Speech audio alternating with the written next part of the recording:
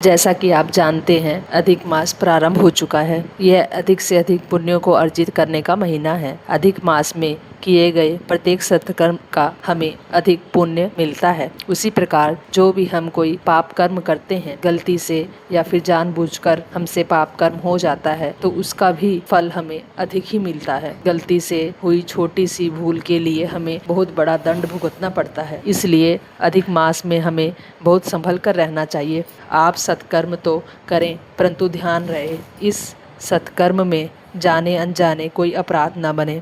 यदि आपसे कोई अपराध बन भी जाए तो आप प्रभु से क्षमा प्रार्थना करें और आप पाप प्रशमन स्तोत्र का पाठ अवश्य करें। आप गलती से भी वैष्णव अपराध ना करें, मतलब कि भगवान के भक्तों से द्वेष ना करें।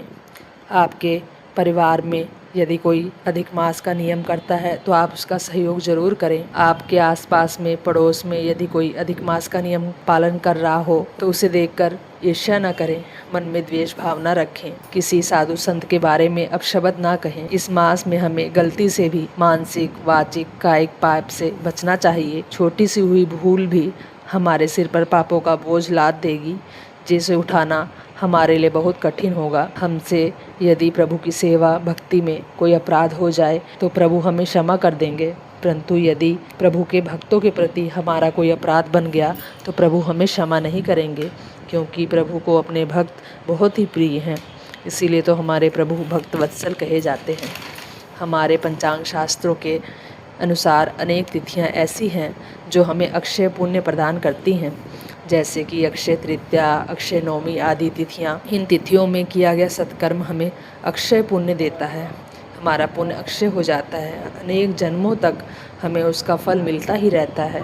इसी प्रकार इन तिथियों में यदि गलती से भी कोई पाप कर्म हो जाता है तो वो भी अक्षय हो जाता है और अनेक जन्मों तक हमें उस पाप का दंड भुगतना ही पड़ता है। इसी प्रकार अधिक मास जैसे हमें अधिक पुण्य देता है, उसी प्रकार अधिक मास में हमें अधिक पाप भी मिलता है।